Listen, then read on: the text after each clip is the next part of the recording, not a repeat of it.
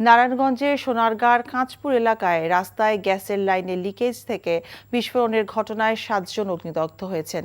সোমবার রাতে কাঁচপুরের Sonapur lovely cinema হলের সামনে এই ঘটনা ঘটে। আহতদের মধ্যে 5 জনকে ঢাকায় বার্ন অ্যান্ড প্লাস্টিক সার্জারি ইনস্টিটিউটে ভর্তি করা হয়েছে। 5 জনই আশঙ্কাজনক অবস্থায় আছেন। আহতদের হাসপাতালে নিয়ে আসা এক ব্যক্তি জানান, সোমবার রাতে কাঁচপুরের সোনাপুর লাভলি সিনেমা হলের সামনের রাস্তার কল বসানোর কাজ চলছিল।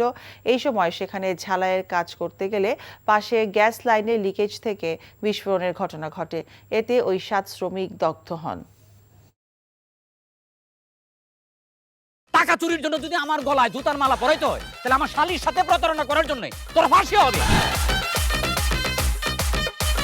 দুলা ভাই, আপনার তো ঘর জামাই বইলা একটা পরিচয় আছে, আমার তো তাও নাই। ছেলে রাজনৈতিক ফ্যামিলির মেয়ে হয়ে ওই কাজ করবে। যারে পাবো আরে পিটাবো, রক্তের নেশায় ধরতে, রক্তের নেশায়, কাঁচা রক্তের নেশায় ধরতে। তোমার এই পলিটিক্স আমার বাম পকেটে থাকে। তোর বউরে ঝামেলা পাকাই। এই বেটাই, আমি তখন বিয়ে করিনি।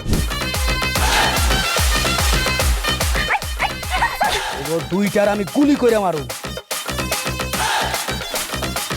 মাসুদরা কোনোদিন ভালো হয় না।